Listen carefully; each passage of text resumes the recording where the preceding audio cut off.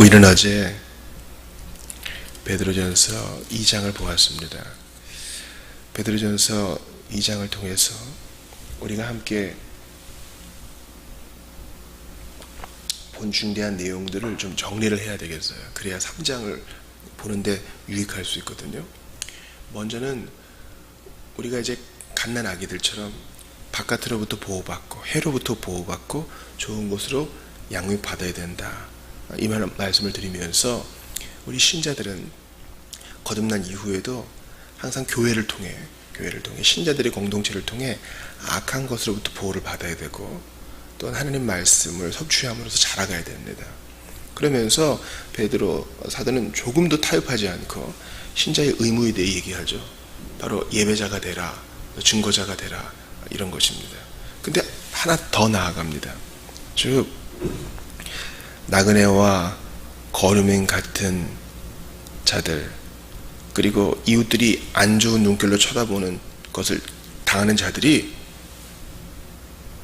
더욱더 선을 행함으로 그들을 부끄럽게 하고 하나님께 영광을 돌리게 하라고 얘기하는 겁니다. 구체적으로 사환들에게 얘기하죠. 사환들에게 뭐라 그럽니까? 까다로운 주인들에게도 복종하라.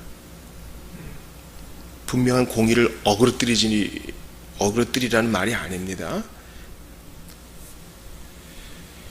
그러한 불편함을 감수하여 예수 그리스도의 뒤를 따르라. 그리스도께서도 선을 행하고 공연히 애매하게 고난 받으셨으니 너도 그 뒤를 따르라 하는 겁니다. 그러면서 21절에 충격적인 선언을 하죠. 즉 선을 행함으로 고난 받는 것이 하나님 앞에 아름답고 이를 위해서 너희가 부르심을 받았다. 물론 1차적으로는 사환들이죠. 그런데 오늘 3장에서는 그것을 모든 그리스도인에게 적용합니다. 놀라운 거예요.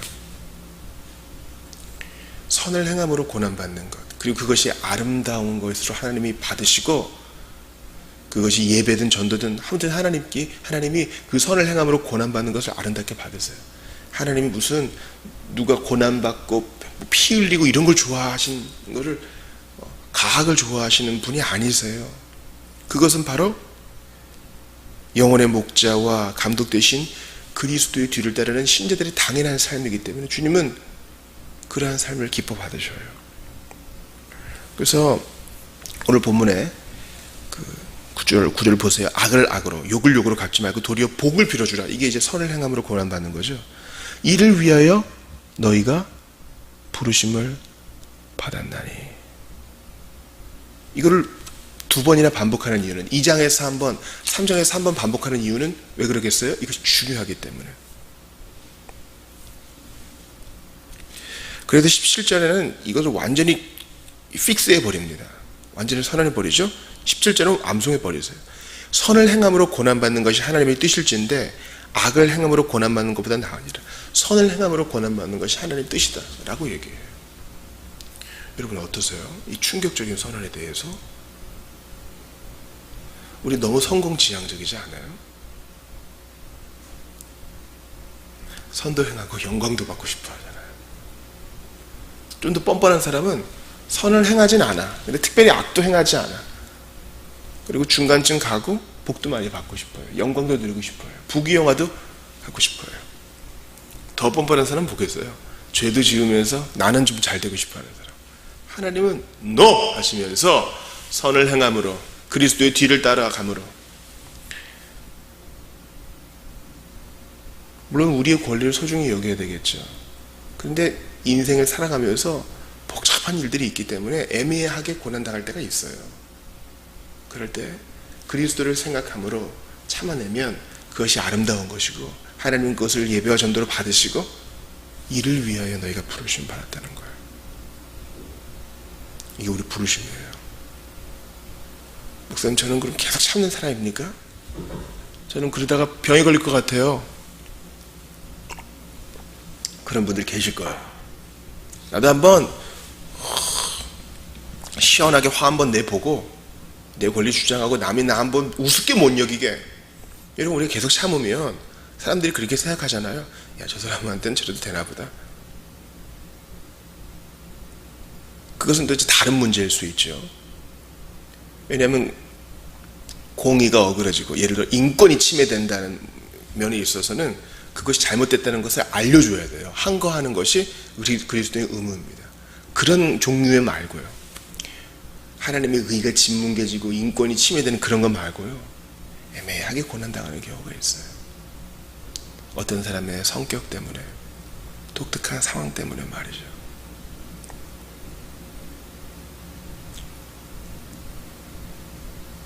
우리가 그리스도인인 것 때문에 세상은 우리를 싫어하여 여러 상황을 만들 겁니다. 그때 예수님 생각하면서 예수님은 한마디도 변명하지 않으시고 묵묵히 그 고난을 당하셨습니다. 2장에서 사원에 대한 그 태도를 가르치고 3장에서는 이어서 이 아내와 남편에 대한 태도를 가르칩니다. 분명한 두 가지 사실이 있어요. 첫 번째, 남자와 여자는 동등하게 지어졌다는 거예요. 어느 한쪽이 열등하고 어느 한쪽이 우등하고 그런 거 없습니다. 두 번째, 여성이 남성에게 돕는 배필로 지어진 것은 맞지만 그것이 무조건적인 복종을 의미하는 것이 아닙니다. 남성이 지도적인 위치에 있는 것이 일반적으로 진리로 여겨지지만 그것이 어느 한 사람이 누구에게 군림하고 그런 거 아닙니다. 첫 번째는 뭐라 그랬어요? 누구도 우등하지 않고 누구도 열등하지 않다. 동등함이고요. 두 번째, 지도적인 위치를 하나님이 남성에게 주신 것이 사실이나 드보라와 같은 경우도 있는 것이죠. 지도적인 위치에 있는 것이 복종과 복종을 강요하고 억압하는 것을 의미하는 게 아닌 거죠. 그러므로 여성들에게는 내 남편 중에 믿지 않는 남편이 있지 않느냐. 그래서 2절에 보니까 1절 보니까 그 아내의 행실로 말미암아 남편이 구원을 받을 수 있도록 너희의 처신을 잘하라 이런 겁니다. 저 교회 가야 돼요 해놓고 집안이 엉망이고 나 교회 가야 돼요 해놓고 애들은 꾀째째하고 그것은 옳지 않다는 것이죠. 또 그런 상황에서 애매히 고난받는 경우가 왜 없겠어요. 남편하고 부딪힘이 있겠죠. 신앙이 안 맞으니까. 그럴 때 말을 아끼고 묵묵히 순종하는 것이 전도에도 도움이 될 수 있다. 그런 얘기하는 겁니다. 그리고 그렇게 해서 마치 여성들을 구석에 몰아세우는 것이 아니라 남편들에게도 얘기합니다. 지식을 따라 너희 아내와 동거하고, 이제 그리스도인 남편들이겠죠. 아내를 잘 가르치라 이 말이죠. 그저 육체적인 쾌락과 단지 생활의 필요 때문에 아내와 동거하는 게 아니라 지식을 따라. 아, 그래. 교회는 그리스도의 신부야. 신부된 교회에게는 한 분 남편밖에 없어. 나는 그것을 보여주는 표상이다. 그런 마음으로 사는 것이죠. 그를 더 연약한 그릇이요 생명의 은혜를 함께 이어받을 자로 알아. 귀히 여기라. 귀히 여기라는 거예요. 남성들에게도 큰 책무가 주어지고 여성들에게도 책임이 주어집니다. 이는 너희 기도가 막히지 아니하게 하려 합니다. 그러니까 어느 한 사람에게만 요구하는 게 없어요. 그러면서 선을 위한 고난을 또 얘기하죠.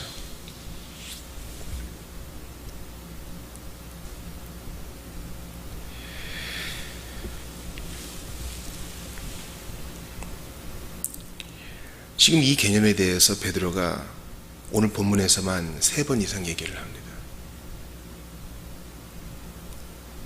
예수님의 뒤를 따라 선을 행하고 나그네를 대접하고 공공선을 위해서 애쓰는 건 좋은 거죠. 그런데 욕도 들어요.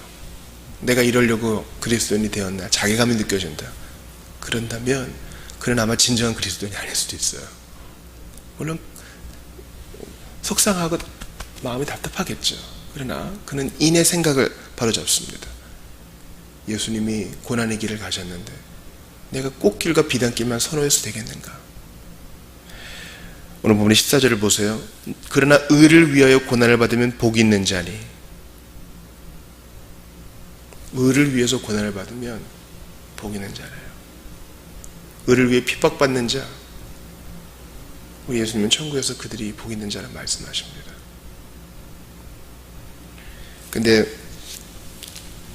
여러분 잘 들어보세요. 의를 위해 고난받는 것이 그리스도인이 대의예요. 근데 요즘 대다수의 교회와 성도들 일하는 사람들은 어떻습니까?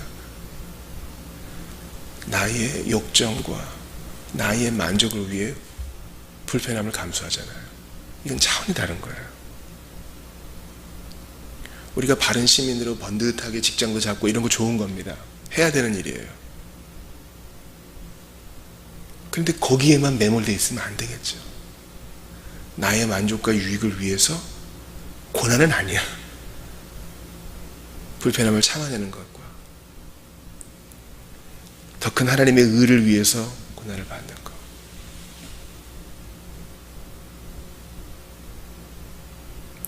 하나님이 사랑하라 라고 하셨으니 오늘도 입술을 지키고 마음을 지키는 것, 그거 참 힘든 일입니다.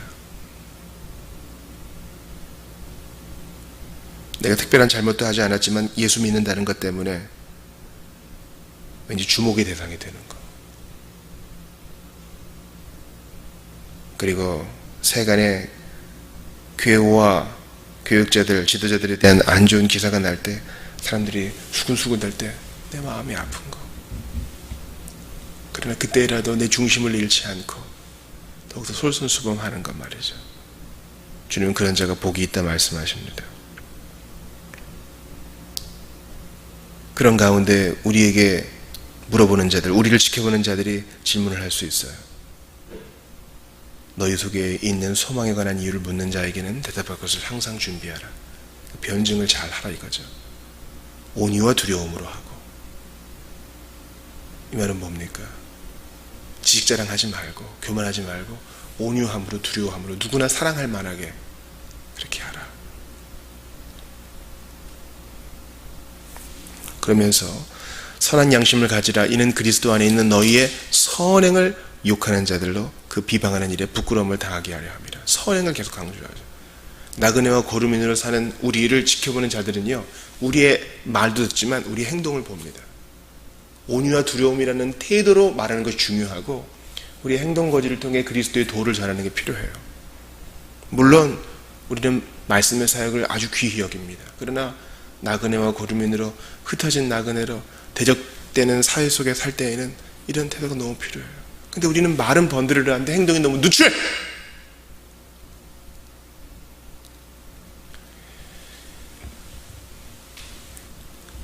사도 베드로가 이러한 주장을 하는 근거는 바로 그리스도의 탁월하심입니다.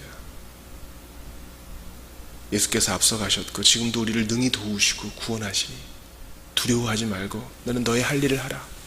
반듯하게 말에 있어서도 부족함 없이 행동에 있어서도 선함에 있어 부족함 없이 너의 길 가라 하는 것입니다. 오늘 본문에 난해 구절이 있어요. 19절에 보니까 그가 또한 영으로 가서 옥에 있는 영들에게 선포하셨다. 이것은 분명히 예수님이 십자가에서 운명하셨을 때 지옥에 있는 자들에게 가서 두 번째 구원의 길을 열어주셨다는 뜻은 아닙니다. 두 가지의 큰 가능성 있는 해석 중 하나는 바로 노아 시대에 구원받지 못한 자들, 주님이 영으로서 선지자 노아를 통해 말씀을 선포하셨다는 것이죠. 그러나 그때는 8명 이후에 아무도 구원받지 못했습니다. 두 번째 가능성 있는 해석은 이 영들은 바로 악한 천사들을 말하는 것이죠. 타락한 천사들. 그래서 주께서 영으로서 그들에게 주님이 하신 일을 선포하셨다라는 겁니다. 우리에게 이런 예수님이 계시다는 거예요. 선을 행함으로 고난받는 거예요. 노아 때를 보세요. 노아 때를 보시라고요. 방주를 지은 날이 120년인지 아닌지 여러 가지 논박이 있지만 아무튼 그 긴 세월 동안 노아는 선을 행함으로 고난을 받았어요. 예수님도 마찬가지죠. 예수님은 죄가 하나도 없으신데 고난을 받으셨다고요. 우리도 그 뒤를 따릅시다. 무슨 그게 뭐예요? 남 좋은 일만 시켜주고 내 손이 떨어지는 건 아무것도 없어요. 그렇게 얘기하시는 분 있어요. 나는 항상 베풀기만 하고 좋은 일은 하나도 없어요. 여러분, 노아를 보세요. 온 세상이 물로 심판을 받았을 때 그는 또 다른 아담으로서 아담과 똑같은 명령을 받거든요. 복을 누립니다. 방주 안에 들어간 사람을 안전하게 하죠. 마찬가지로 그리스도 안에 있는 자, 즉 방주와 연합한 자가 안전한 것처럼 그리스도와 연합한 자도 그 안에서 안전합니다. 그것을 표상하는 의의 사람이 되었습니다. 노아가요. 물의 심판이 방주 위로 떨어졌지만 방주 안에 있는 사람은 안전했죠. 하나님의 심판이 그리스도 위에 떨어졌지만 그리스도 안에 있는 사람은 안전했습니다. 그것을 보여주는 일에 노아는 쓰임 받았어요. 헛된 순종이 아니었죠. 선을 행함으로 고난받는 것이 하나님의 뜻이니라. 예수님 보세요. 말도 안 되는 재판, 사람들이 시기 속에 죽었지만 예수님은 다시 부활하셨습니다. 헛된 죽음이 아니었어요. 우리 모두 이 길을 갑시다. 주께서 우리를 영광스럽게 하시고 참된 즐거움을 주실 겁니다. 상급을 주실 겁니다. 기도합시다.